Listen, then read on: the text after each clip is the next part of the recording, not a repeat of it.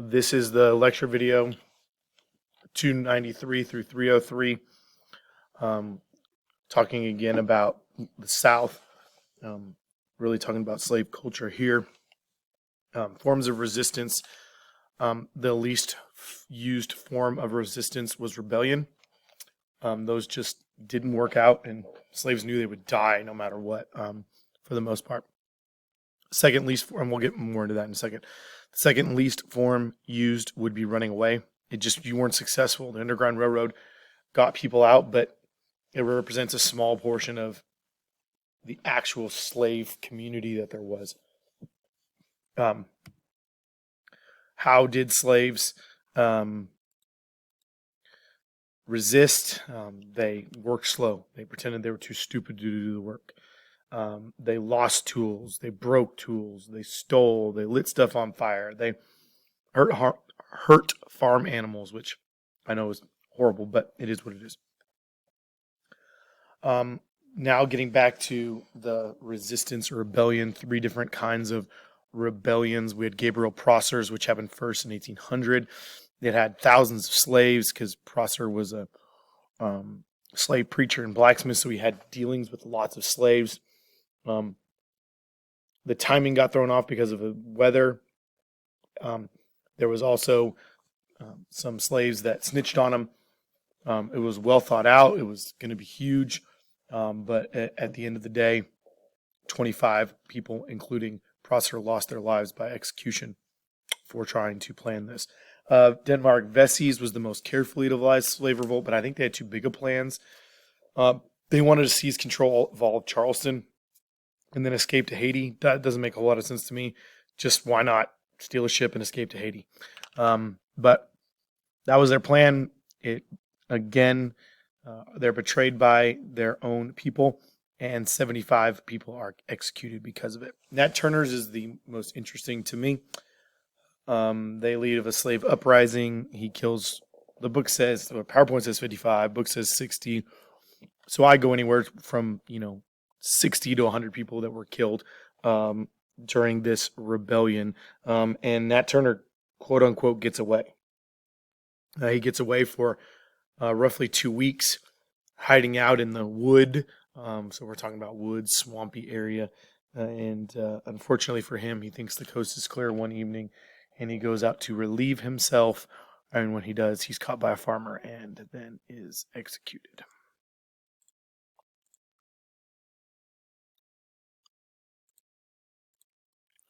In the 1860s, the wealthiest planters constituted less than 1% of Southern white families. You have to think about this as a triangle type community. You have less than 1% at the very top, followed then by large slave owners or planters, and then slaveholders, and then non-slaveholding white, and then African Americans. And you will see a chart here in a minute that'll make that more understandable, hopefully. Most planters lived in drab log cabins. It's only the uber rich that, have the plantations. The wives of planters are expected to, help supervise, work, run the farm, run the slaves, all those things going on. You wouldn't think that that's what it would be, but it is. It's not a whole lot of money. They're living in plantations with hundreds of slaves. Majority of them are just getting by. They have slaves and they're just getting by. Small slave owners are generally younger than planters and diverse in background and gender. So we got women who are also slave owners. They had little economic security. They're just literally getting by, these small slave owners.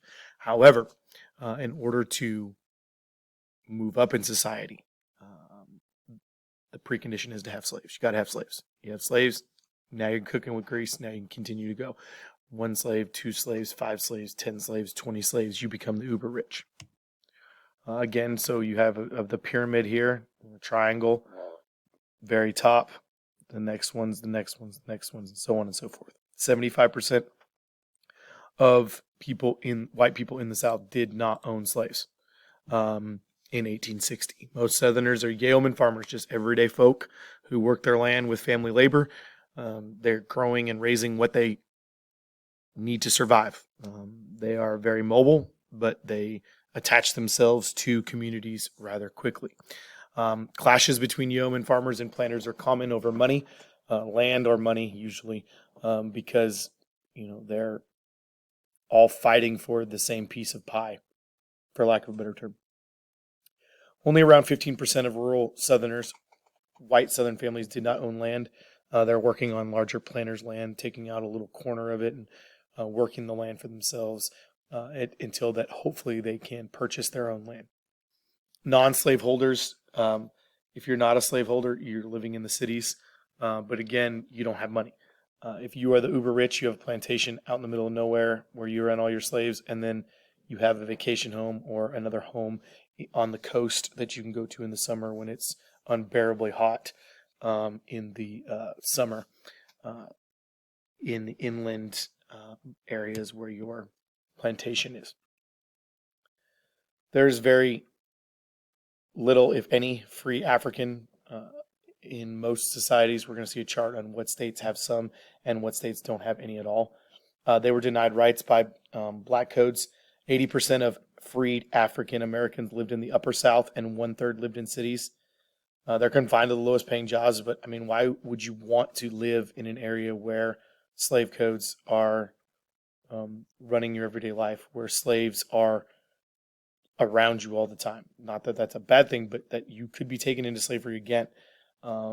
Get out, go to the north, get to a place where there's lots of freed African Americans so that there's positivity and strength in numbers. Free urban African Americans, those living in cities, develop communities based on church and mutual aid associations. Education was highly regarded. They are the highest ones. You cannot survive without being educated. You only get so far with learning from what you see. You have to learn how to read. You have to learn how to write. And that is crucial. You could have classes with 5 and 6-year-olds and 35-year-olds and 80-year-olds because they're learning how to read and write. That is the most important thing. If you did live in the lower South and you were a freed black population, you might be from Haiti. Haiti was and still is not run very well. However, they would come to America and they would stay low south, like in the bayou of Louisiana, in the Everglades of Florida. They'd stay way away from the white population as possible. They'd be left alone. Here's that chart I was telling you about. You can see like Texas, for example, has 0 free black. Arkansas up here, where are we at? 0 free black people. You can see Delaware higher up, Maryland, Virginia. The upper South would be the place where you have majority of the free blacks, but seriously, not a lot here. You can see the 17% of only 91,000. You see 4% of 1.4 million. All right, so that's a lot. 1% of 1 million. So it's huge numbers of non-free blacks, and lots, of course. Like you look in Louisiana, you do have 3% of freed blacks, but you have 47% slaves, so you have 50-50 split. A lot of these are really close to being 50-50 splits. This is in 1850. By 1860, these areas are going to end up being more slaves than there are going to be white people. Because remember, the Upper South is going to sell a lot of their slaves. These numbers are going to drop in the next 10-year period by 1860. This, I wish, was 1860. This would be a really cool chart if it was 1860, not just 1850. Beginning in the 1830s, Southerners responded to the Nat Turner Rebellion and Northern abolition attacks by launching strong efforts to defend slavery. They're going to try to defend it in any way possible. Evangelical leaders lead the defense of slavery and saw slavery as a positive good, not a necessary evil anymore. That's what it used to be. It used to be sawn in the eyes of a necessary evil. Now it's a positive good. The biblical defense of slavery is less popular than the argument of that just black people are inferior. They're not humans. They're less than white people. Biblical defense is hard to come by because there is slavery in the Bible, but it's not hereditary slavery. You're not born into slavery. It's slavery because of war or debt or things of that nature, not the condition of the mother brings it upon the condition of the child. Just like being back here, that black people are inferior. They're unfit for freedom. They can't handle it. They use Haiti as an example of this. Other equality arguments was that slavery spared that 75% that are non-slave holding. Man, you don't have to do the most menial tasks. That bell, sorry. The slaves will do all those jobs. Now, there is an argument, a valid argument, that and why every single white person wanted slavery in the South was because there would be competition for work by slaves. So that was an issue. But for the most part, there really is no argument, no valid one. I mean, you can put forth an argument. Argue and validate murder. I'm not talking self-defense. I'm not talking accidentally, hitting somebody with a car and they die. I'm talking about looking somebody in the face, pulling out a gun or some sort of weapon and killing them. There's no justification for it. There just isn't. There's no justification for slavery, but they're going to give you those justifications because, of course, they are. It keeps them in power and keeps them having money. This is for cigars, manufactured in Georgia and Alabama. They're selling it somewhere in Spain. It's Spanish. It shows how slaves are living. No, it's not true. Of course, that's just the packaging on there. But again, this is the last kind of thing we're going to talk about, kind of setting the scene up for what it was like to live in the South prior to the Civil War. And then we're going to get to the reasonings for the Civil War as we progress through the next two chapters. So this will be the last chapter that we are not testing over. You have a quiz, but no test.